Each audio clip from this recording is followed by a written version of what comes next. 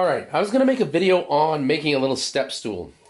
So I built a prototype, and now I'm going to show you how I made it. So this one consists of 2 pieces of walnut, and then there's a spline down the middle of maple. Underneath, the spline goes across, and the leg and the spline actually interlock with one another using dado joints. The only difference I'm going to make on this new one is I'm going to make these bottom legs slightly wider. It's all glued up in the middle, and then I use brass bushings and bolts to lock in the edges, allowing the wood to expand and contract. So we'll go through all of that, and I'll show you how I made this step stool. I started with a piece of walnut that was 34 inches long, so a little bit more than I needed, and 1 1/8 inch thick.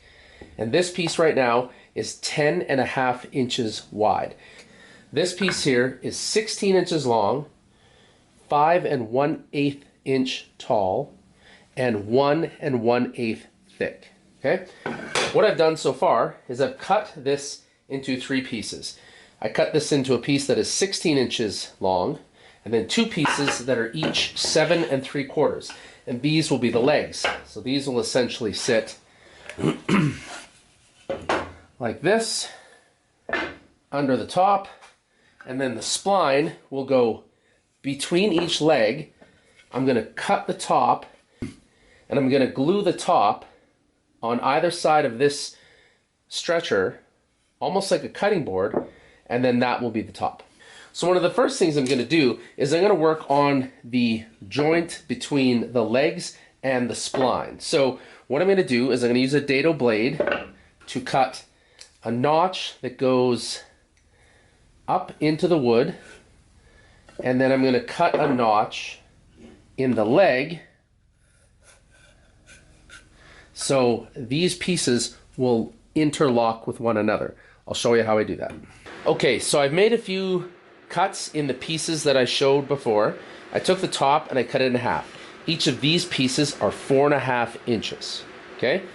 Then this stringer piece that goes between the legs is going to go in between. Okay? So it's going to sit like that.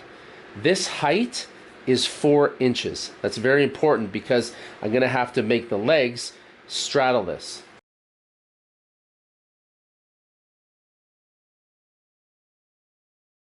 So what I did is I cut the legs in half. Okay? I basically need to make a 4-inch notch down the center so it can straddle the legs like this, but I don't have a blade in my shop that can do that. So what I have to do is cut the leg in half. I'm gonna double it like that, and then I'm gonna make the rabbet that goes along here that will be 4 inches long. Okay? Then I'm gonna glue this back together, and then this can straddle the stringer. So I'll show you how I do that, but it's very important to know that this top was 1 1/8 inch. This piece was 5 1/8.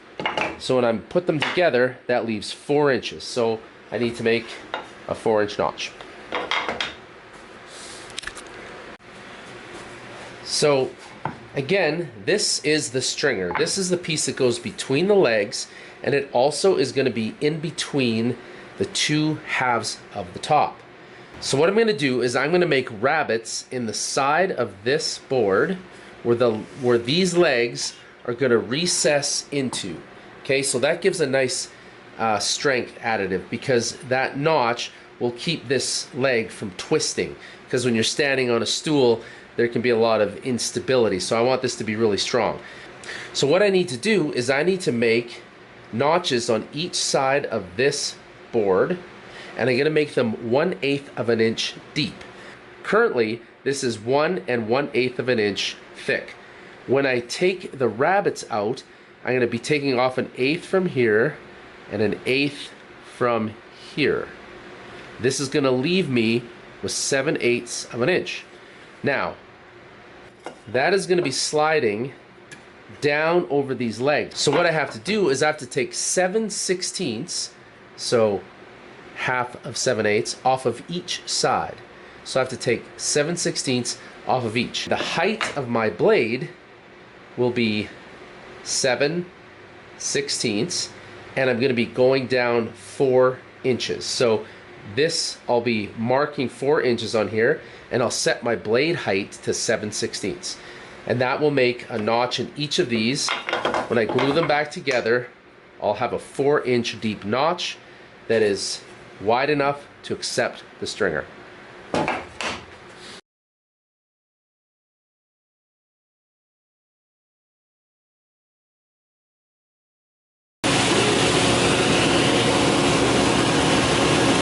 Alright, so I have my pieces glued together.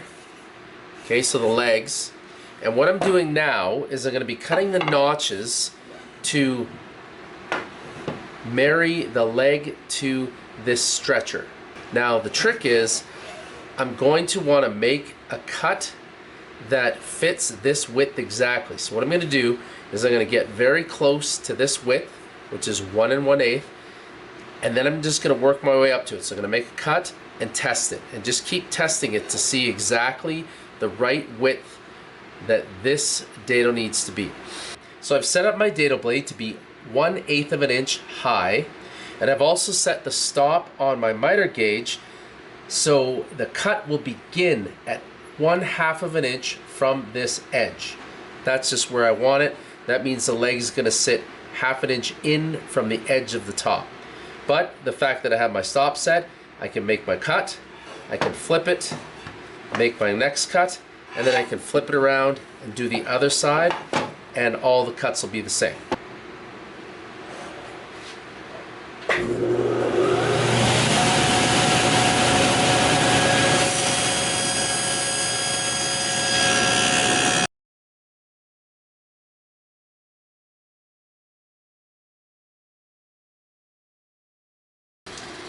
So if we revisit the marks that I made on the top, I'm getting really close to where I want these cuts to be made. So we'll just test it really quick. And it's not quite wide enough, okay? So we have to keep going. So after chasing this cut from this edge over to here, I slowly took little pieces off of each edge until this fit nicely in here.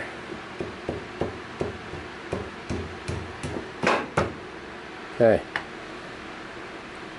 That is the goal. So now I have a nice strong joint between the leg and the stretcher. But what you'll notice is we have those holes in the top now. So what I have to do now is I have to set my dado blade to be 1 1/8 inch high, and I'm going to set my fence to cut off 1/8 of an inch from each side. And what that will do is it'll make a notch just at the top when these two pieces are put on, that there'll be 7/8 of an inch remaining in the middle. So these notches will go away. I'll show you how I do that.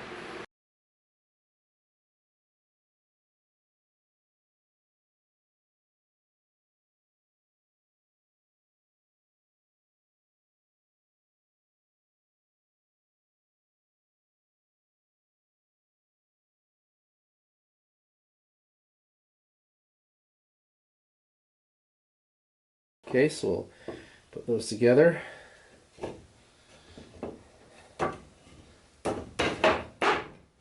Okay, so that fits nicely. So now when we put the top on, it slides in perfectly. Okay, so now we've got a nice flat top, we've got the strip in the middle, and now we've got the legs and the spanner attached. Okay, so the next thing we're going to do is we're going to do some shaping on the legs. So just another angle here showing you that that 1/8 of an inch cut from the top down, it now makes the leg flush with this part of the spanner. So that's why when you put the top on, it sits nice and flush now.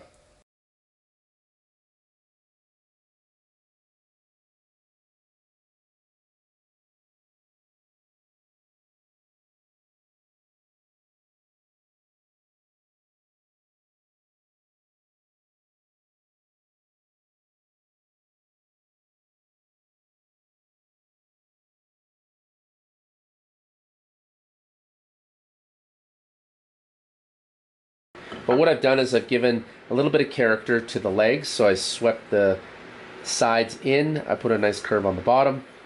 On the stringer piece between the legs, I put a nice little curve in there. And just show you how it looks now. So that's going to go together. Okay. So just some nice curves on the legs and underneath. Now the next thing I'm going to do is I'm going to do some rounding. So I'm going to give this a nice round over. I'm going to give the legs a nice round over. One thing I did do, I left the legs full width. So the top was 10 inches and the bottom was over 10, so it was about 10 and a half. So that actually leaves extra leg beyond the top for more stability. So what I did here is I actually rounded this corner and then I started the top of the leg just on the edge of that round, and then I brought the curve down and I kept the width of the leg, so I left this at 10 and a half inches. Okay, so the next thing we have to think about is how are we going to attach the top to the base. Again, my plan is to sandwich the stringer in between like a cutting board and glue that together. So that will keep the top attached to the stringer, which will be glued to the legs. Okay, but the thing we have to think about is how are we going to allow for this top to expand and contract? Now, this is the long grain direction and this is the long grain direction. So theoretically, these are going to both be expanding in the outward direction, and it's a very short piece of wood, so you could just glue this to the top, I think. I don't know if you'd see too many issues with expansion and contraction.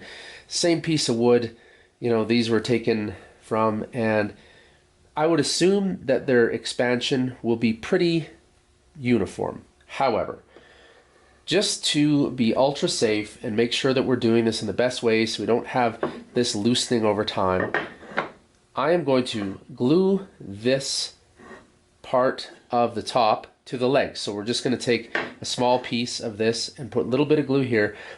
On the ends, we're actually going to use a brass insert and a bolt. So this brass insert will go into the leg. We'll drill a hole through the top and thread it into the brass bushing, but the hole we drill through will be larger than the bolt. So this wood will be able to expand and contract and not interact with the bolt. So therefore, you're glued in the center and just a little bit on the top of the legs, and then we're bolted down on the ends. Okay, and these are very strong, they're very reliable, and it'll allow the top to expand. So where I begin is I take this top and I flip it over. Okay, take this top and I flip it over. Okay, so what I'm going to do at this point is I'm going to clamp the top down.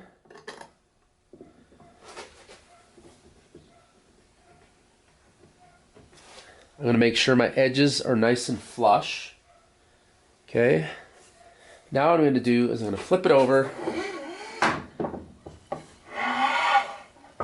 And this allows me to trace out where the legs are relative to the top.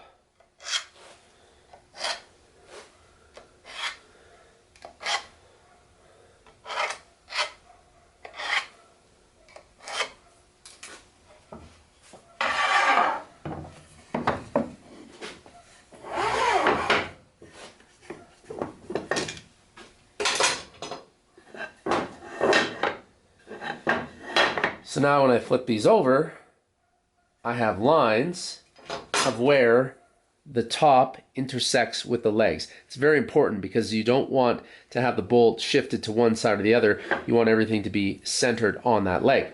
So what I'm going to do at this point is align the top. I'm going to clamp it down.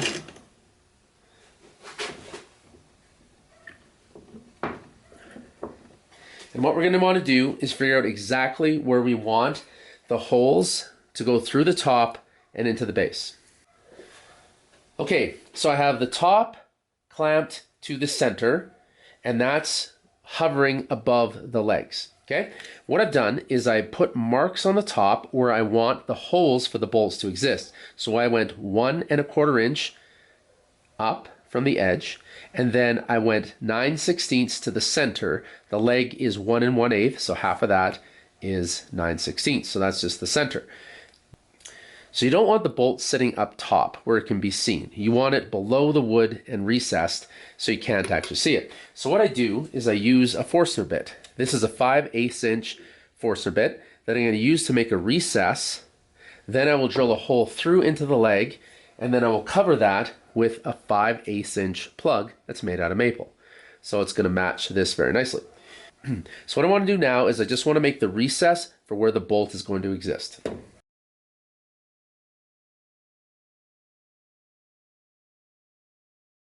Okay, so now we have our holes in the top, and that is where the bolt is going to go, and the head will sink below the top, and then again we plug it. So what we need to do now is we actually need to reference these top holes into the legs. So what I do is I just take a nice small drill bit, and I'm just going to drill through and basically mark the leg on the underside.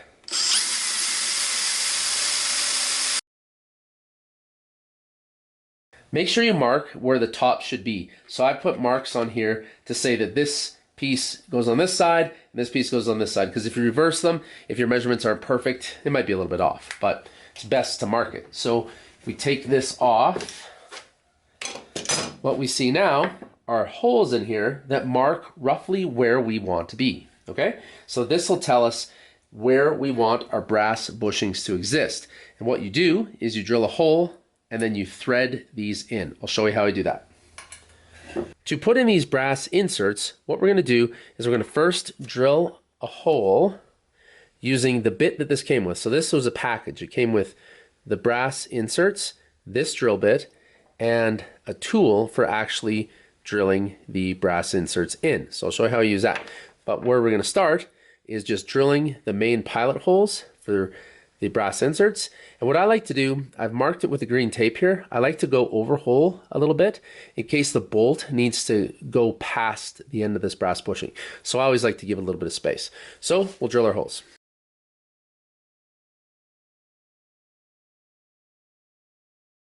There is the hole that we're going to put the brass insert into. You might have noticed I gave the drill bit a little bit of rotation just as I was ending, because it's nice to have the top of the hole just slightly larger so you can actually thread this insert in a little bit easier. But the other thing we're going to do to make this process easier, as it can be kind of difficult, what I like to do is just take a little bit of wax and put it on the threads. So I'm just going to go ahead and wax up all the threads here on the 4. The wax simply helps the thread go into the wood more easily, because if you have too much friction, it can start to twist and bend, and then you can't get them out, and it's not great. So, okay. So what this is it's a special bit that comes with the package when you buy these. It fits into the top threaded area and locks on. So you just got to push it on, and then there's a little notch that inserts itself into the brass bushing and allows it to turn. Something to keep in mind when you're putting these into the wood is you really want to make sure that you just keep your drill nice and straight so the brass bushing doesn't turn or twist or get at a weird angle, because then your bolt will also be twisted. So just try to push down, keeping an even pressure, and keep your drill 90 degrees to the workpiece.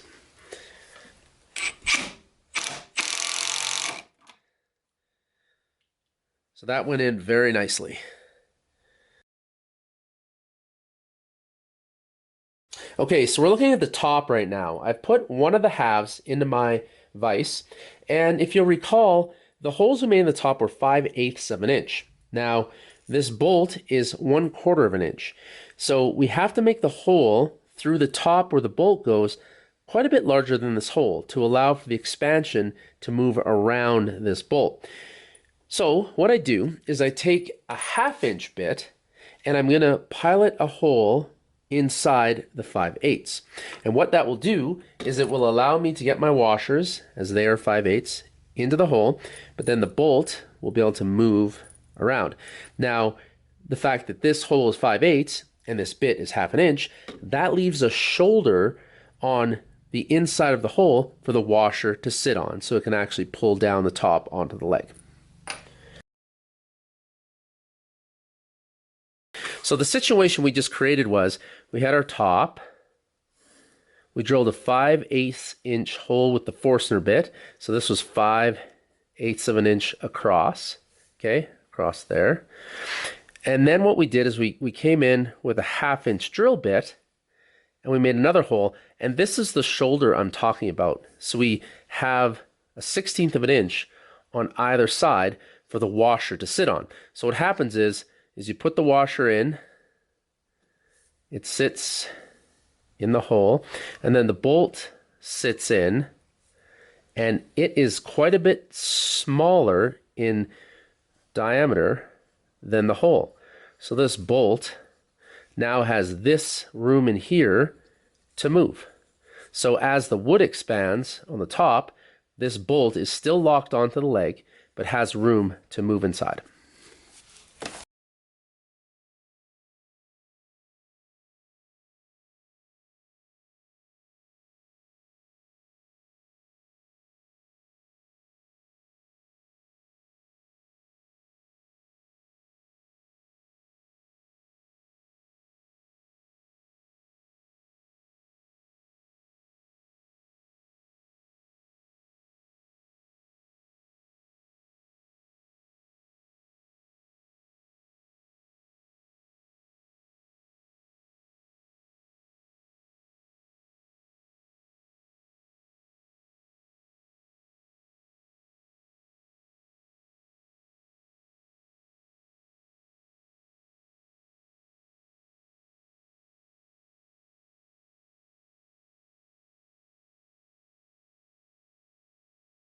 Okay, so what I've got here is I've got the top with the stringer glued in between. And as you can see, it comes to the top.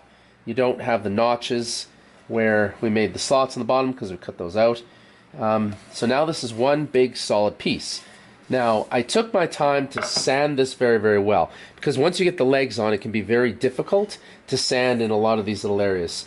Same as the legs. I did the majority of the sanding to make sure that they were going to be nice and smooth, and the hard to access places are sanded. So I really want to be careful not to get too much glue all over everything, because then that gets to be trouble. So I have my glue, I have my spreader, I'm going to put the glue on the wood, and then I am going to bolt in the top and then clamp everything together.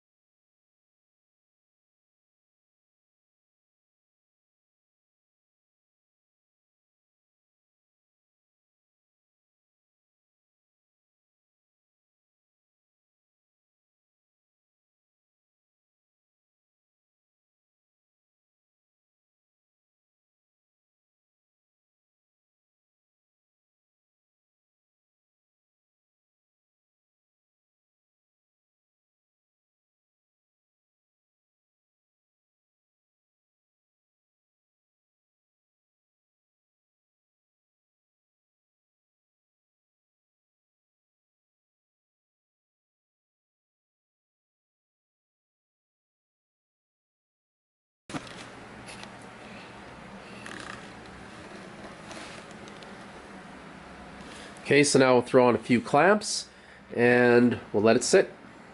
And also we're going to want to do our best to scrape off this glue just as it's almost dry.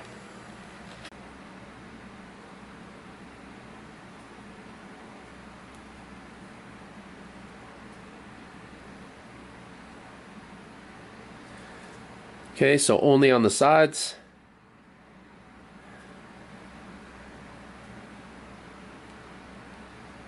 Line the grain up. Okay, and do the next 3.